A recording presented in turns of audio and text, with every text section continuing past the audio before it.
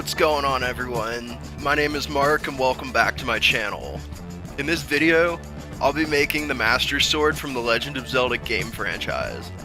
As I've stated in my other videos, I have annotated all resources that were used in the description below. I do this because if this is something that you want to try and make yourself, I would only be doing you a disservice by not providing you with the same source material that I used. Like, seriously, I encourage you to get out there and make cool shit and show me how much better you are at making shit than I am. Knowledge is power, motherfucker. That being said, let's go ahead and jump right into it. In this video, I'm using an amazing model that was created by Adam Reed, which was also featured in a similar video by the channel Make Do, which is still a fairly new channel that's been around for about a year, and the production value of their props and videos are outstanding. David and James over at Make Do are absolutely worth the watch if you're into any of the content that I've produced on this channel. Support them so they'll make cool shit so I have something to watch. Now that I've shown my inspiration for this video some love, I'm gonna go ahead and shift focus onto my own video. I want to say that this model took roughly a couple of days to print. Now, that's not really a detail that I have an exact time frame on because I've got this going on in the background while I'm living out my normal life. But for the sake of the time lapse, I decided to also go ahead and split up these pieces into several print jobs and print them individually rather than trying to cram every single piece onto the build plate all at once. Also, I'd like to note that when I have tried doing that in the past, I would typically end up with a print fail somewhere along the way, hours after I started it, and then I would pretty much have to start all over again. So, most notably, I was just playing it safe here. To begin assembly, I recommend performing this on a flat surface while allowing the outside of the blade to rest on the work surface that you're using. I sanded the adjoining ends of each section with 80 grit sandpaper and then used a superglue with a gel consistency, followed by a Superglue Accelerator to help speed things up a little bit. Also, I found that it helps to let the threaded rod that will be used later on in this project to rest inside of the interior cavity of the model to ensure that things are lining up sufficiently while assembling the blade. Moving on, there are 1/8 inch holes that are located on all adjoining sides of this model to act as cavities to hold some sort of index key. Now this will help line up all of the pieces of this model when it comes time for 5-minute epoxy. To make the index keys, I heated up the ends of trim nails and pressed them into the plastic and allowed the plastic to cool completely, followed by clipping the nail and leaving roughly 1/8 of an inch of the nail sticking out of the hole. I wanted to provide footage of that at normal speed before transitioning back into a time lapse and leave the audience wondering what I was doing in this current clip. Now that that little detail has been covered, the only thing left to do at this point was to repeat that process 25 more times, being that I filled each hole with a nail, let the plastic cool, and then go back over it with a pair of dikes and cut off like 90% of the nail, leaving only a 1/8 of an inch. Even if that sounds tedious, it really wasn't that bad. PLA melts at a low temperature and it cools relatively quickly, making this a relatively quick job. I want to say that I probably spent approximately 15 minutes of my time doing this before moving on to the next task, so not too terribly time consuming. I also figured that it would be a good idea if I filmed the blade from a closer angle so I could further emphasize just how much of the trim nails were being left behind after being clipped. Also, it's kind of a nice change of pace to be able to watch this from watching a constant time lapse, I'm sure.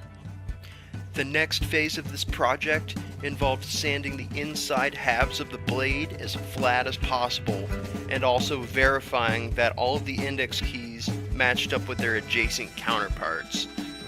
To sand these sections, I decided to go with 80 grit sandpaper as that would create deep enough scratches for an adhesive to settle down into. This will later decrease the likelihood of the model coming apart later on down the line. That being said, my adhesive of choice for the next task reflects the same thought process. And yep, you guessed it, JB Weld's Clear Weld, 5-minute epoxy. Also, real quick as a disclaimer, although the working time for this adhesive is roughly around 5 minutes, I still like to allow up to 24 hours for this adhesive to fully harden. When I was applying the 5-minute epoxy, one thing that I made sure of was that the channel that the threaded rod rests in, as well as the threads of the rod itself, were covered in epoxy as well. For that section, I think that you can be a little bit more generous than if you were applying it to a flat section of one of the adjoining sides. Just be sure not to add too much like I did, or you'll end up with globs of excess epoxy along the vertical seams of your model. This isn't something that I'm saying is necessarily detrimental, but it does create extra work, and I'm always going to try to opt out of additional sanding if I can help it. Moving forward, I followed up by evenly distributing 5-pound weights on the top of the blade for roughly 24 hours, and this is just to ensure that everything is held together tightly while the epoxy cured. As shown in the footage, the process for assembling this model is going to be exactly the same as it was for the blade, starting by taking trim nails, heating those up, and then pressing those into the prefabricated cavities of one of the adjoining sides of the guard. After I finally put all of those into place, the next thing that I did was clip those to 1/8 of an inch just like I did before, creating the perfect index keys to help the model line up symmetrically. Then the ends of the nails were clipped just like before and then set aside. The same goes for the hilt and the pommel section of this model. Of course, at this point, I anticipate that the audience knows how the rest of this goes, as the remaining sections of this sword were sanded, 5-minute epoxied, and then clamped together to ensure that this model was adhered together as tightly as possible. Also, real quick, just kind of a random thought. As the project progressed, I found it increasingly difficult to not pick up this sword and start swinging it around my garage. There's just something about having this legendary blade right in front of you that has been wielded time after time, game after game, with hours upon hours of time invested in restoring peace to the land of Hyrule, kicking Ganon's ass, and leaving him floating in an empty void in between space and time. You know, I remember that being the best 64 bits of my childhood, and right here and right now, this masterpiece, no, this master sword is slowly coming to life before my very eyes, tempting me to pick it up and play with it every step of the way. That also brings me to another random thought. I want to know what your favorite inventory item from The Legend of Zelda was, or still is. Let me know in the comments section below. Who knows? I may do some research on it and possibly make that prop in a future video. I know that I have plenty of projects that are already planned out for this channel, but I'm always happy to take a detour and pick up random projects along the way as well, because it sharpens my own skills and it keeps me on my toes, and for the audience, it's a crowd pleaser. So definitely let me know what you think, guys. I really would like to start gradually taking some requests. What would you like to see me make? Shifting focus back onto the sword, when it came time to attach the pommel, I found that there was roughly a couple of inches of excess threaded rod that were preventing me from finishing assembly. So I weighed down the sword with what I had available to me and hacksawed the unneeded section of excess rod before attaching the pommel and clamping it down while the 5-minute epoxy cured. While I had some time to play with, I decided to go ahead and pour a couple of molds with Smooth On Umu 30. The mixing ratio as stated on the bottle is 1:1, meaning that parts A and B are mixed equally. The molds that I'm making right now are for the gems that will be later on adhered to the guard section of the sword right above the hilt. Now for the most tedious and repetitive portion of this project, smoothing out my print. As with any print, I have found that it is best to start with something exceptionally coarse, so I first start with 80 grit sandpaper to clean up the seams and joints that may have extruded excess epoxy during assembly, as well as smoothing out layer lines as much as possible. This is something that's more difficult to do with PLA filament, which is why I went with 80 grit. Then by following up with a Sandable filler primer, many of the deep scratches caused by 80 grit, along with some layer lines, seem to start disappearing. For good measure, another technique that I used to fill in layer lines was to use an air drying spot putty. Again, spot putty. Clearly, I'm not using it as it was intended because I'm slathering the entire sword in this shit and then sanding most of it away, having wasted more material than I really should have. Either way though, I ended up with a smoothed out print, which just goes to show there's more than one way to skin a cat. In between sprays and applying putty, the sandpaper that I used was 320 grit, which is just coarse enough to remove excess primer and putty, but not coarse enough to cut into the plastic. I want to say that I went 2 or 3 rounds of spraying, sanding, and putty before I was happy with the end result and moved on to the next phase of production. I decided to go with gray as a base coat for the sword as opposed to using white or black, so I sanded the final layer of primer with 400 grit sandpaper, which made this project exceptionally smooth. If I had gone with white or black for my base coat, the difference in the result would have only existed in the shade of the metallic finish later on in the project. This is something that I believe is based on personal preference. That's not to say that I won't eventually go back and make different variations in the future. This next part is my absolute favorite, because as graphite powder is rubbed onto the surface that you're applying it to, that surface all of a sudden starts giving off the impression that it has a casted metal appearance. It's almost like magic.